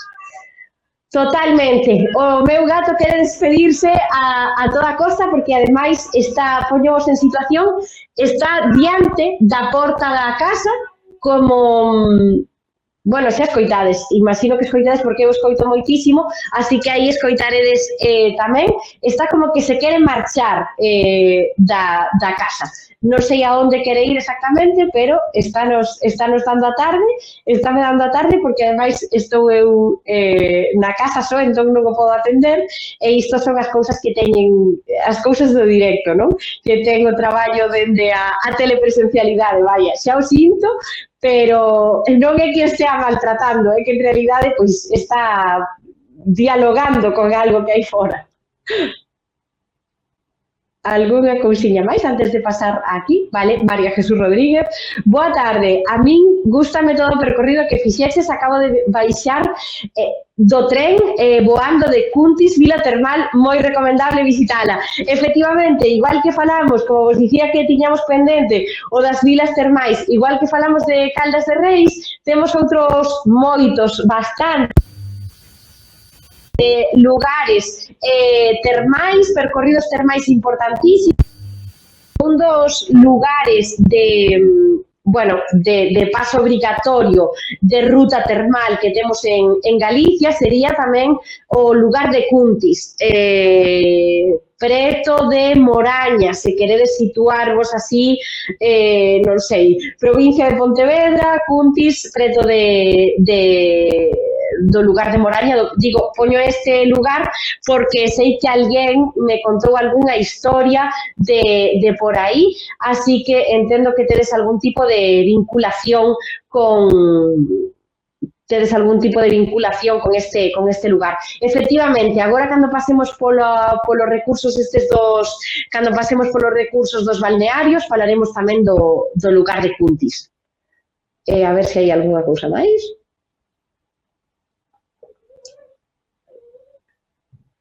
Vale, Lucinda. Hola, Lucinda. Estou namorada de toda Galicia. É fermosa por onde a mires. Cada provincia ten un encanto único. Sempre teño ganas de percorrela, esquezo esas terriñas, leguas no meu corazón. Alégrome moitísimo do que nos contas no comentario, Lucinda, de que teñas non só ganas de vir percorrer todos estes lugares, senón que tamén sempre te vexas acompañada destes recordos e destes lugares tamén no teu día a día, e a nós estamos encantados de que veñas visitar, facer pois todas estas rutas turísticas e de que aproveites, por suposto, os coñecementos dos que falamos deste curso, non só para facer esas visitas obrigatorias das que vos falei aquí en varias sesións, senón tamén que para que nesas visitas poidas expresarte en galego coas persoas coas que te atopes. Así que tamén vos animo a que se facedes unha viaxe cara aquí, facede unha viaxe tamén de inmersión lingüística, é dicir, poñed en práctica tamén os vosos coñecementos de lingua galega con que poidades atoparvos por aquí que vos poida falar en galego. Algún comentario máis? Vale, Pedro Menéndez, voume poñer así porque sei que non se me ve a cara. Boas tardes a todos e grazas de novo a ti, Noelia, pola túa clase tan amena e divertida. Moitas grazas, Pedro. Perdín a primeira parte da clase, así que non vin nada, pero encántame Galicia e sempre teño ganas de volver no verán. Creo que o meu lugar favorito é Ourense porque me encanta a arte románica e o centro da cidade é simplemente espectacular. Despois tamén coñecín a Allariz e parece espectacular a zona de Combarro. Eu visitei as 4 provincias, pero non hai tantos días polo que teño a sensación de que non sei case nada. A Praia das Catedrais tamén me parece unha zona recomendable, está preto, grazas, José, está preto do pobo da miña nai que está en Asturias, pero na zona de Cadavedo. Pasei uns segundos pensando se o que escoitei eran os meus gatos todos, ata que me decatei de que viña do alto-falante. Aquí se va moi tranquilo. Moitas grazas. Agora paso polo comentario. Grazas, porque a verdade é que na última sesión tiña que pasar este concerto de miaus que ninguén sabe por que está pasando, pero está pasando. Non son os vosos gatos, son os meus que debe ser o calor ou non sei, son os que están alimentados. Non sei, tenlles ese por aí. Con respecto ao comentario, non sei se podemos volver traelo a pantalla. É que ahora de unha risa, non se me vai pasar. Vale, voume centrar. Moitas grazas polo que comentas, Pedro. Alégrome de que se resultara amena a clase. Efectivamente, fíxate que aquí citas cousas moi importantes das que eu, ao mellor non falei, pero efectivamente Ourense é un lugar espectacular que vos recomendamos, obviamente, e xa en varias ocasións todas as mostras de arte románica que podedes atopar son maravillosas, efectivamente, tanto a cidade, toda a cidade de Ourense é un lugar maravilloso. Tamén dicides aquí, falasme de Allariz e disme da zona de Combarro. Fíxate que precisamente de Combarro é un pobo que se atopa non no interior, digo para quen non se sitúe o mellor, Combarro atópase na costa, atópase en concreto na provincia de Pontevedra, ao lado do municipio, ao lado do centro da cidade de Pontevedra, pegado á cidade de Pontevedra, xa lindando co seguinte municipio de Poio. É un lugar tamén de moito interese turístico, creo que falamos aquí brevemente del na algunha ocasión. Se non falamos del, aproveito para unirme a Pedro e recomendárvolo, que tamén é un lugar que que vos vai sorprender, creo. Se volvemos ao comentario de Pedro, que quería comentar algo máis. Grazas. Efectivamente, das praias da Praia das Catedrais falamos, alá por Ribadeo, lembradevos cando fixemos ese percorrido pola costa galega, e lembradevos que para a Praia das Catedrais, isto sí que era importante, había que pedir cita, precisamente pola protección que se lle está a dar debido, pois, non sei, a que estaba moi masificada de xente e iso estábase traducindo en desperfectos na propia construción da praia. Así que lembrádevos que ese sí que é un lugar no que tedes que sacar cita para ir visitar. Por lo que comentas aquí na metade do comentario, dis que tes a sensación de que non sabes case nada, pero iso é a sensación que penso que é a que debemos ter, non? Porque senón se consideramos que xa visitamos absolutamente todo, que sabemos absolutamente de todo, pois como que perdemos un pouco o interese por seguir visitando visitando ou coñecendo ou demais. Entón, seguro que sabes moitísimo, que coñeces moitísimas cousas, pero esta sensación é algo que é normal que teñamos en xeral. Iso era todo o que quería decir neste comentario. Moitas grazas, Pedro. Algún comentario así máis? Non? Vale. Ou sí. Queremos coñecer o teu gato cantor. Vale, nos últimos 3 minutos ensínovolo, que vedes que agora reina a paz. Agora volo ensino. Vale. Xa lle digo que saia despois. Seguro que cando o necesite non vai vir, porque é moi de gato iso, non? Pero si está desexando sair. Ben, creo que entonces podemos dar... vale, dinos Pedro, antes de pasar o que temos pendente. E outro comentario, creo que será o interior é moito menos coñecido que a costa. É injusto porque pagan moito a pena visitalo, pero parece que para a maioría dos turistas o mar sempre é máis atractivo. Tamén me encantou a zona das Pallozas do Piornedo e Balboa. Nunca estiven en Vigo e non sei se estiven algunha vez en Pontevedra, pero quero escoitar esas geadas. Pois fíxate, Pedro, estiveches aí atentísimo a todas as clases deste curso. Moitísimas grazas polo comentario, por seguir con tanta atención todas estas sesións. Efectivamente, cando falamos de turismo tamén en algunhas das sesións anteriores, precisamente vos dicía que a costa é turísticamente o máis visitado. Claro, temos que excluir de aquí a cidade de Santiago de Compostela, por exemplo, que xa sabedes que é núcleo turístico por excelencia de Galicia, non? Pois por motivos evidentes. O caso é que, efectivamente, a costa, esencialmente a costa da Coruña e a do sur, como pode ser, falo da zona das Rías Baixas, son os lugares máis visitados polo turismo do interior da península e tamén de outros lugares.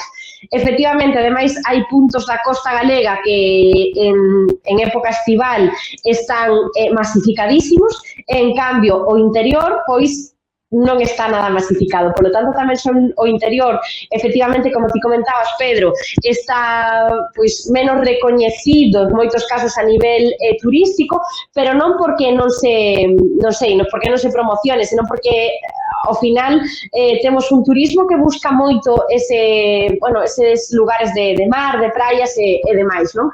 Entón, pois sí, digamos que somos motor turístico marítimo, de praia, de mar e demais, e o interior está un pouco menos coñecido. Por iso tamén é unha boa opción para visitar, porque sempre hai menos masificación e, polo tanto, pois podes ver os monumentos con moita máis calma, sen tanta xente e demais. E aínda que no verán, como vos dicía tamén en algunha sesión anterior, o clima no interior é máis extremo, ás veces, non en todos os puntos do exterior e de ter unha climatoloxía superadversa que non se poida respirar, non? Senón que, pois, que iso tampouco vos supoña un inconveniente, non? Vale, creo que non temos máis comentarios, agora sí que non. Dicíavos que nos quedara por visitar, en concreto, sin un auricular. Dicíamos que quedábamos por visitar precisamente este paseo entre viñedos, esta experiencia enoturística da que vos falaba nunha das últimas diapositivas. Non sei se o estades vendo. Un segundo, teño que coller o auricular. Ai, Dios. É que este curso comezou, non sei se vos acordades, este curso comezou con un accidente da miña cámara caíndo e, pois, tiña que rematar con outro accidente pola miña parte. Ben, dicíamos, agora sí que xa situada en materia e cos dous auriculares postos. Dicíamos que nos quedou por visitar esa experiencia enoturística de que vos falaba. Por qué? Porque igual que hoxe fixemos unha viaxe o interior de Galicia, por estas zonas do interior das que estivemos falando durante toda a primeira hora, non vos falamos ou non nos detivemos en falar do enoturismo, do enoturismo, digamos, ou de toda a tradición vitivinícola que temos en Galicia. E precisamente tedes aquí unha páxina da Xunta de Galicia, na que colabora tamén a Turismo de Galicia, que tedes, por suposto, nos materiais descargables, onde podedes coñecer máis acerca da tradición da cultura do viño en Galicia. Como vos dicía, unha parte importantísima da nosa cultura como comunidade autónoma e da nosa produción dentro da comunidade autónoma, así que tamén podedes facer, a parte de turismo, de visitar monumentos, lugares e demais, tamén podedes facer enoturismo. E aquí tedes nesta página que vos deixamos información xenérica como que en Galicia o viño é cultura e arte froito dunha tradición milenaria. Efectivamente, as denominacións de orixe das Rías Baixas, do Ribeiro, da Ribeira Sacra, Valdeorras e Monterrei son, como vos dicía, as 5 denominacións de orixe recoñecidas que na actualidade amparan algúns dos mellores caldos de todo o mundo. Temos aquí viños abondo, con recoñecementos tamén abondo para ser probados, catados e para vivir esta experiencia enoturística da que vos falamos aquí. Con todo, eu deixo-vos isto aquí para que poidades, como sempre, organizar as vosas visitas ou para que poidades non sei, coñecer máis. Por exemplo, un lugar importantísimo nesta tradición vitivinícola, Cambados, Bercio do Albariño, tedes aquí, podedes acceder a máis información. Outra, para que lle chaman aquí na página web, as Raíces do Albariño, neste caso collen os concellos de Meaño, Santa María de Armenteira, Cambados, Vilanova de Arousa, e sae Meaño de novo, pero estes 4 que vos dicía, Meaño, Santa María de Armenteira, Cambados e Vilanova de Arousa. Outra ruta que lle chaman Mar e Viño no Rosal, máis cara ao sur, como vedes aquí, vedes a situación no mapa. Esta ruta collería Oia, a Guarda, o Castro de Santa Tegra e está planificada en 3 días, que isto non vos lo dixen. Son plans para un total de 3, 4, 5 días, 2 días, onde se vos indica onde podedes acceder aos diferentes tipos de viños dentro dunha denominación de orixe concreta. Outra ruta tamén de 3 días que recorre a Arnoia, Cortegada, Leiro, Mosteiro de San Clodio, Ribadavia, que sería do Ribeiro, e máis Ribeiro, Encenlle, Castro de San Cibrao de Las, Laias, o Mosteiro de San Clodio e Ourense, e outra que sería na Ribeira Sacra xa, Monforte de Lemos, Sober, os Canóns do Sil e a Ribeira Sacra. Esta igual é a que máis coñecedes ou a que máis coñecemos todo o mundo, así en xeral, pero como vedes hai moitísimas outras. Outra ruta que colle o barco de Valdeorras, o lugar da rúa, e o mosteiro de Xaboaza, neste caso sería a denominación de orixe Valdeorras. Se seguimos, temos outra ruta a Monterrei, o Parque Natural do Invernadeiro e Berín, que sería a denominación de orixe Monterrei. Temos directamente no lugar de Santiago de Compostela, na cidade de Santiago de Compostela en concreto, e nos lugares de arredor, unha experiencia gastronómica propia que se insire aquí neste lugar. E despois temos a última, que este xa sería longuísima, como vedes, de Cambados a Santiago de Compostela, e o que se recolle aquí sería un tour polas denominacións de orixe dos viños de Galicia. Sería un tour, digamos, concreto. Tedes máis información aquí sobre as características de cada unha das denominacións de orixe, das Rías Baixas, de Monterrei, do Ribeiro, da Ribeira Sacra, de Valdeorras, e non sei se esquecín unha atrás, non? Aquí teríades esas 5, e sobre todo tamén tedes, aparte destas rutas que eu non lle estou dando, non sei por qué, podedes darlle aquí, podedes facer clic en cada unha delas e tedes máis información relacionada con cada unha destas rutas. Por exemplo, nesta de Mar e Viño no Rosal, dimbos, nesta experiencia comprobaremos os beneficios da talasoterapia, comeremos á beira do mar e coñeceremos un poboado galaico-romano da Idade de Ferro. Vedes que mistura toda a experiencia turística acompañada de catas, se queredes, etnolóxicas, neste caso.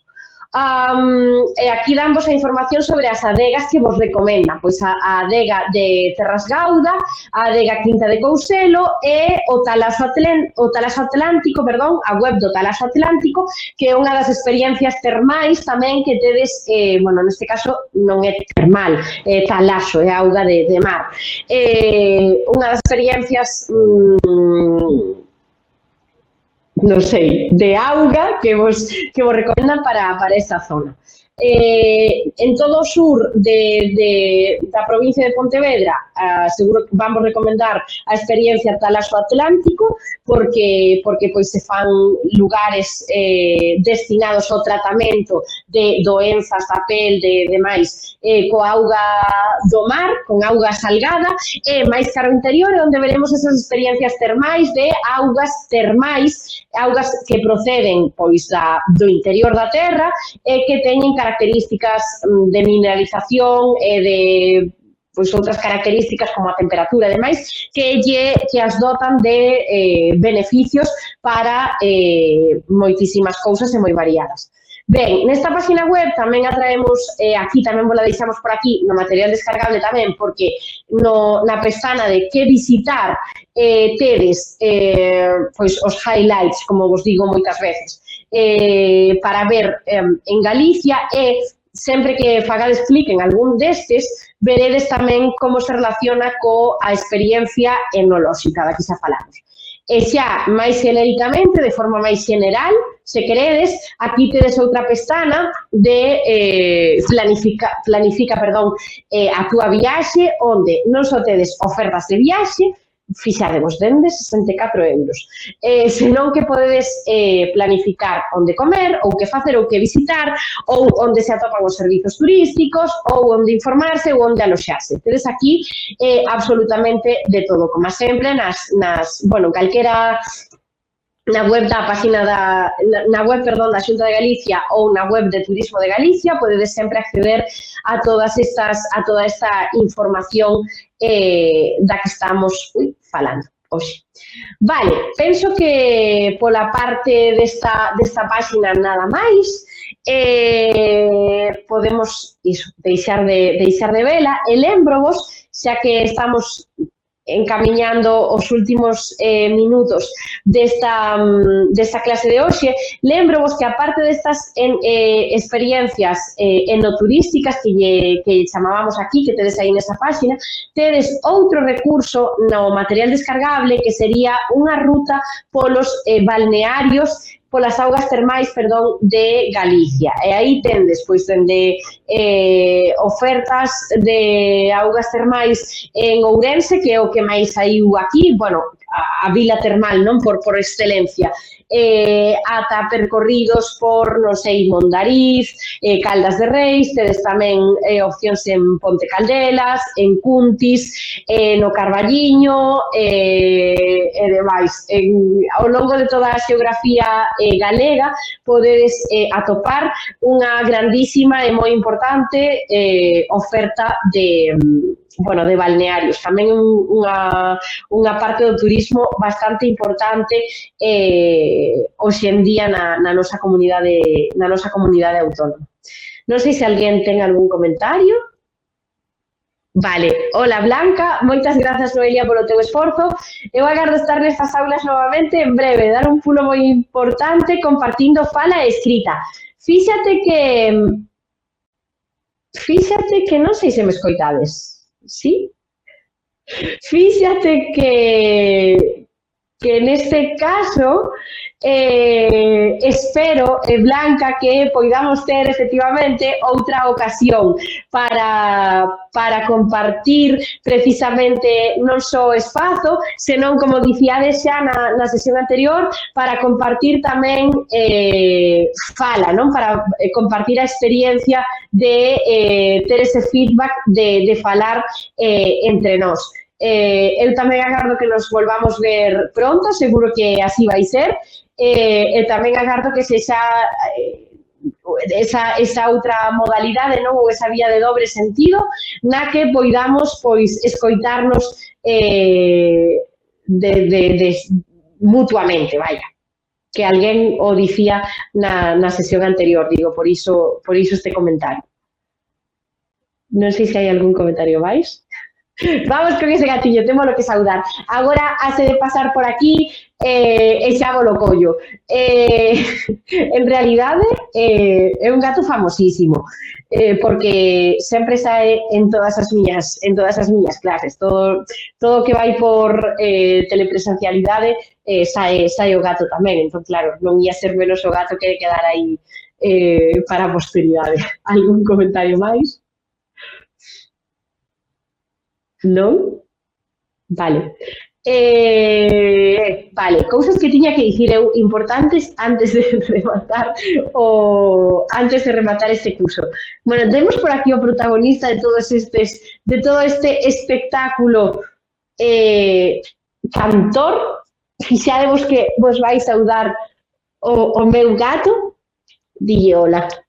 Pobre gato, en realidade agora sí que non quere estar aquí, pero vaya, dadevos por saudadas e por saudados. Agora quedou sen palabras, xa vistedes que non teñen nada que dicir máis. Como vos dicía, antes de rematar este curso, cousas importantes a ter en conta, pois como último día.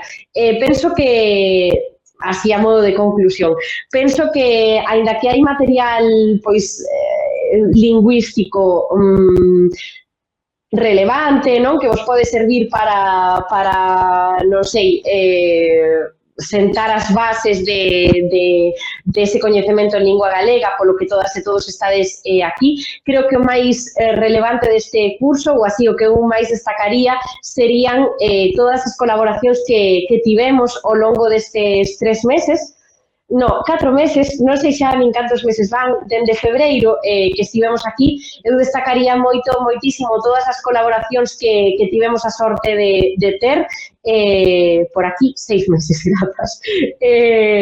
Tivemos a moitas persoas con nós, así que mención especial e grazas especiais obviamente a organización deste curso, pero especialmente a esas persoas que pasaron por aquí, como, espero non esquecerme de ninguén, Yolanda Castaño, que estivo con nós na primeira sesión, Borja, que estivo con nós nas sesións de historia, Armando Requeixo, que tamén nos falou do Día das Letras Galegas, estou me esquecendo de xente, Xoan Carlos Porral, que tamén estivo con nós, Rubén Ríos, na sesión do audiovisual, Iván, da Federación Galega de Bandas de Música Populares, desculpade porque deste apelido non me acordo,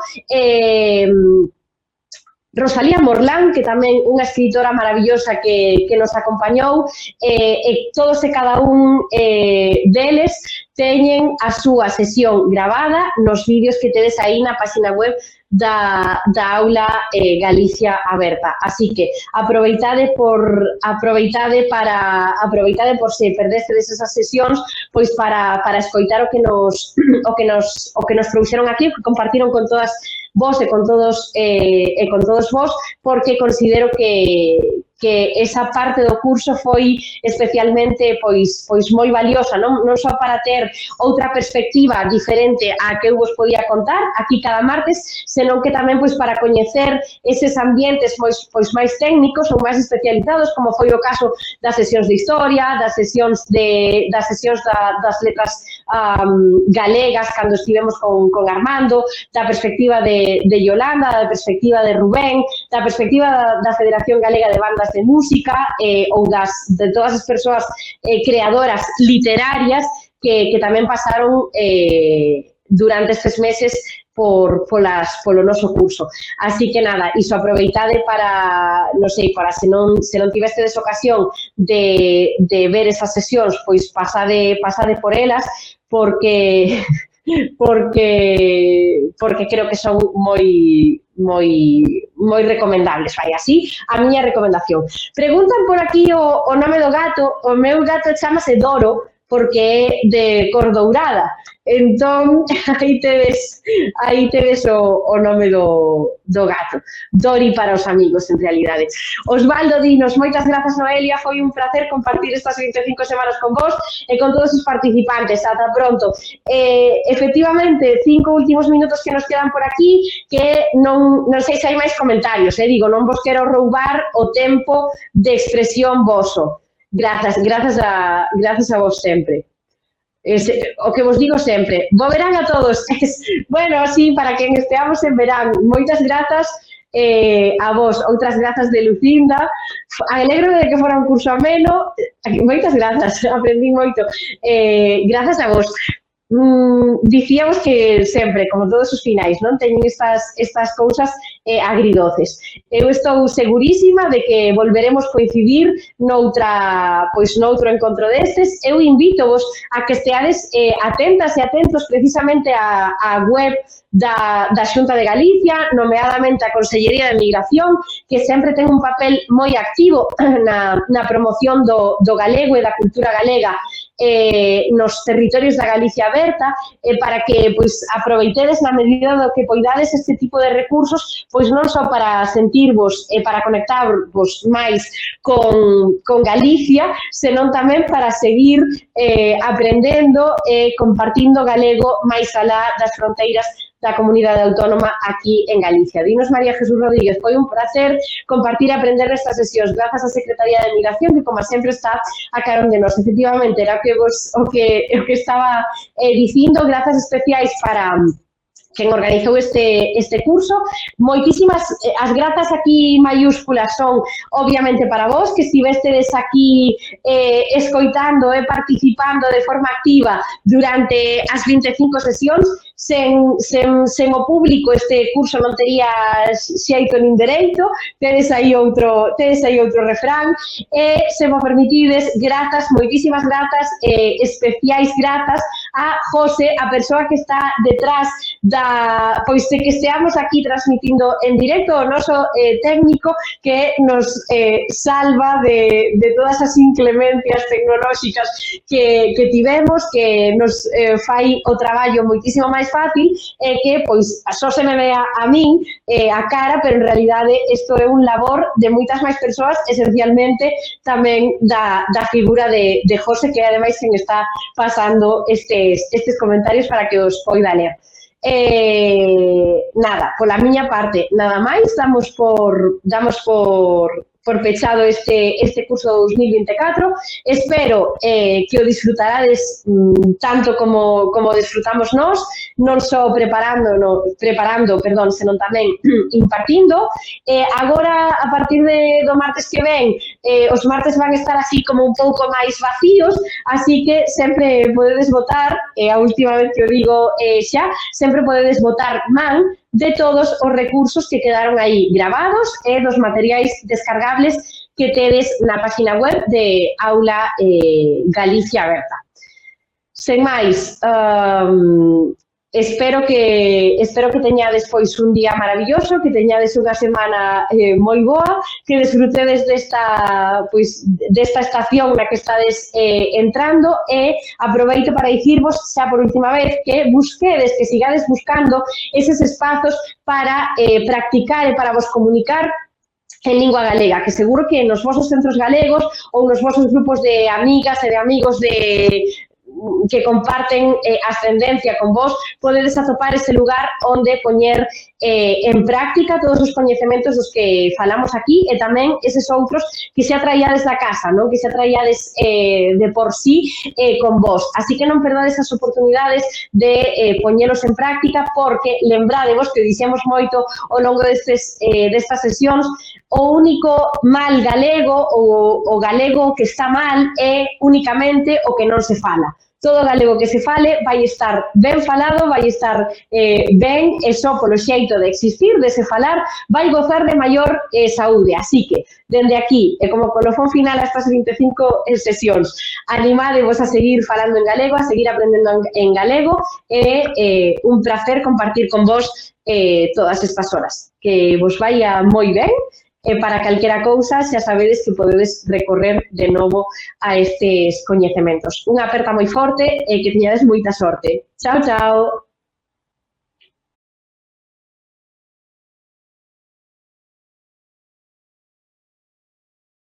Voltaches a Galicia despois de 2 anos no exterior? Pois teño boas novas para ti. Hai axudas económicas especiais para ti e a túa familia, porque as axudas deben estar cando son necesarias. Para facer que o teu retorno sexa a túa mellor decisión, a Xunta apoiarate con ata 6.000 euros dependendo dos membros da unidade familiar, do número de fillos e da túa vivenda. Podes solicitar esta axuda ata o 30 de setembro de 2024. E se queres saber máis, visita a túa oficina de retorno ou a nova oficina móvil que percorre toda Galicia.